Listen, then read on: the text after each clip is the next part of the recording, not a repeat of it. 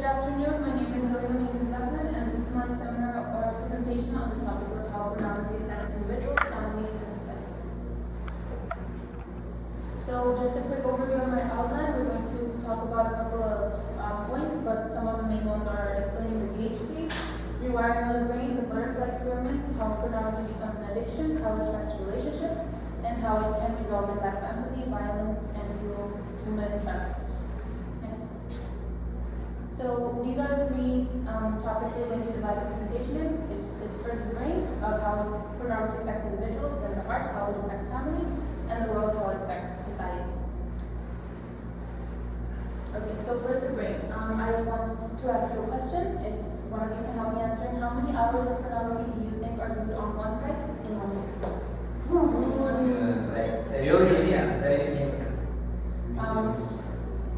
Anyone else? Well, it's around 14 billion hours on just one site. Billion, 14 billion hours. Next, please. So one of the first concepts I want to explain is the relationship between the reward center and the prefrontal cortex, which are parts of the brain. Basically, the reward center, as the name says, it's focused on the desires that we have, and the prefrontal cortex is kind of like the brakes on it. So that kind of monitors what we want, makes us not act irrationally. And usually when the link is weak, that's when things start getting out of control, and that's when people start acting irrationally. So first we have to talk about some characteristics of the brain, which is that it's malleable and it has plasticity. Basically what this means in simple terms is that it's always changing. It can learn to do things better. For example, if you study an instrument or practice a sport or like solving math problems, your brain gets better at these things and then develops, and the area that you train your brain in becomes larger. This can apply to music, sports, or it can also apply in this case to pornography. And then most of your brain mass is dedicated to the specific topic, and you can't actually think about other things. Then we're going to talk about a specific case, which is the GAC case.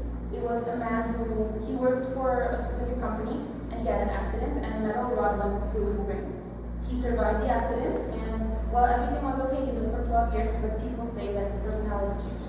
The same thing happens with pornography. It causes a personality change. And then we're going to talk about a very important concept, which is supernormal stimulus, which basically means an exaggerated version of something. Nicholas Tinbergen studied this phenomenon with a butterfly behavior experiment. Basically what he did is he studied male butterflies and how they acted toward female butterflies. They were attracted to the female butterflies based on size, shape, and color of their wings. And what he did was he made cartoon butterflies with more vibrant colors in their wings.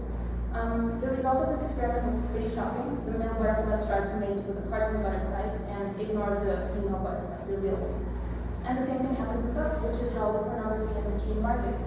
It knows what the brain wants and it creates an exaggerated version. That's also how fast food works, by the way. And the result of this is it causes us to start ignoring what's normal and opt for a more exaggerated version. Next, please. Now that we've talked about how it affects individuals, we're going to talk about the heart. Now this is another question you can help me answer. What do you think is the secret to happiness? Compliment to complete or achieve your goals, something like that. Okay, well, next please. A 70-year-long Harvard study was concluded that relationships are what makes our life happy. Basically what they did was they studied, I think, if I'm not mistaken, 700 children for 70 years and tried to find out what made them happy, and they concluded that it was relationships. So basically that happiness is found in love. And if something damages your relationships, it also damages your happiness. And this is because we spend our lives with other people, we don't spend our lives alone. Now, this experiment may seem a little bit hard to understand, but basically it shows why pornography can affect relationships. Why it can have such a negative impact on a relationship.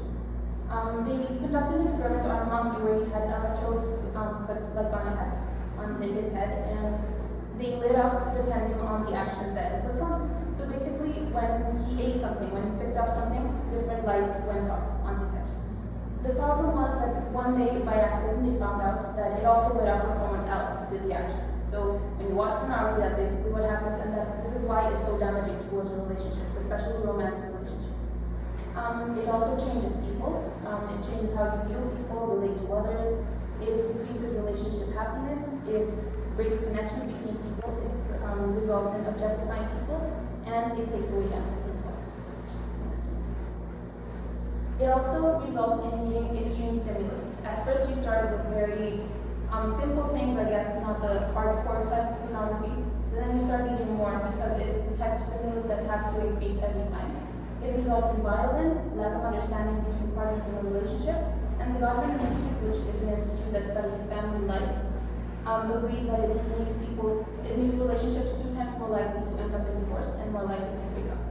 And it also results in people wanting the screen instead of the person. It also portrays negative relationships. For example, it teaches people that saying no is not an option. It also allows for infidelity to be seen as something normal, for affairs to be seen as something normal in a relationship. And it also results in lack of self-esteem with the other person that's involved. Next, please. So now that we've seen the first 2 topics, this is personally I find the most important one. Normally we hear about why pornography is dangerous for a person, why it's dangerous for a relationship, but we don't often hear about how pornography fuels human trafficking. Next, please. Basically, we have to try to make a difference. History is waiting to see what the outcome is of the pornography industry. Pornography has always been around, but never as easy to access as right now. It's just as easy to access as fast food, actually. And since it's a $97 billion industry, which a lot of people are involved in, the demand that we give to those people by watching these films affects the individuals that are trafficked, that are kidnapped, that are taken from their families, and it is also a recipe for rape. It causes harm to people in a lot of various ways. For example, pornography portrays criminal activity, promotes domestic violence, makes you see people as less than human, and it also teaches boys that treating girls badly is okay, and it teaches girls that being treated badly is normal. And well, the hashtag #MeToo is a very trendy hashtag, which had to do with women coming forward with being abused or assaulted. Next, please. Well, the human trafficking relationship with pornography is seen as a symbiotic relationship. Basically, they need each other, they fuel each other. One fuels the other, and the other way around. Next, please. Here, in these points that we can see here, are a couple of the cases that I could see while investigating. One of the girls was sold and abused by her family as a child, and then she was trafficked as an adult when she was 21 years old. Another one was abused, assaulted, sold, and then groomed to buy pornography. And another one was kidnapped and then sold. Basically, the important part of these cases, what all these girls were saying, is that you don't actually know if what you're watching is a person who actually consented to be there, if the person who did consent was forced, or the person was just straight up a victim of human trafficking. You can't actually see this either because they do force them to act as if they're okay with consent. Then even if the person did consent to these films being made of them, they might be minors and you're not sure if they're minors or not.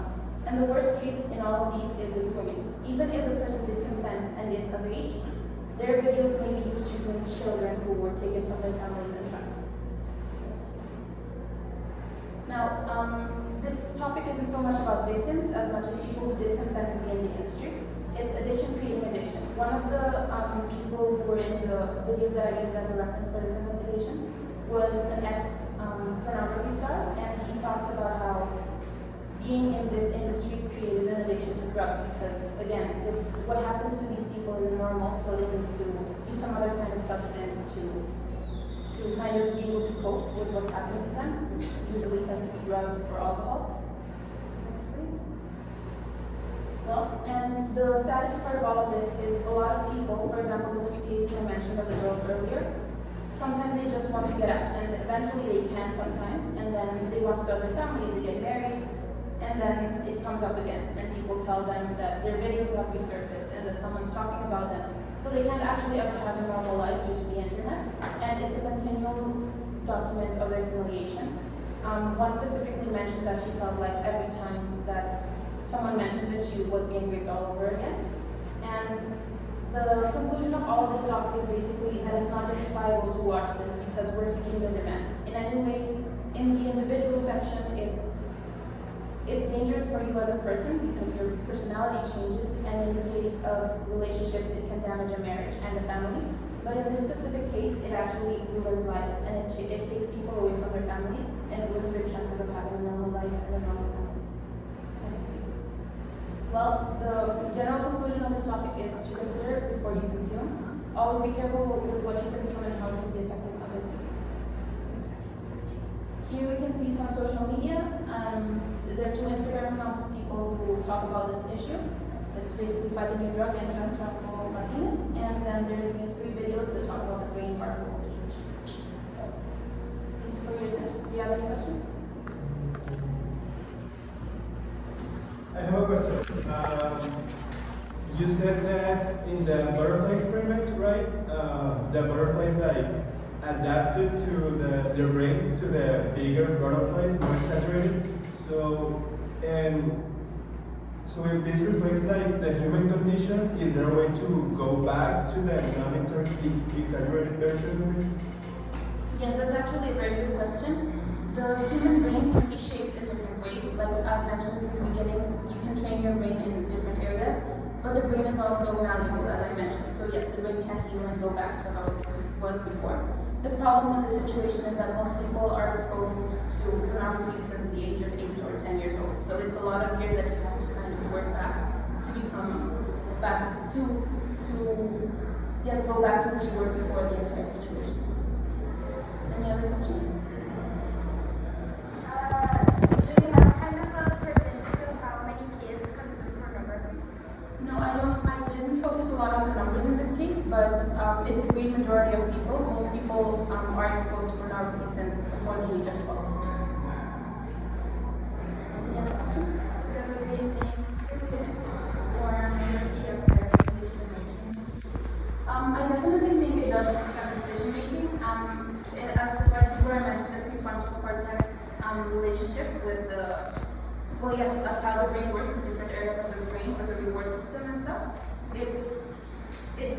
You do train your brain to focus on this particular subject, and then your brain doesn't really have a lot of space for anything else. And a lot of the people who were talking in the videos that or the link that I presented to you, do talk about how they couldn't think straight, they couldn't think about their relationship anymore. Everything was focused on the pornography that they were watching.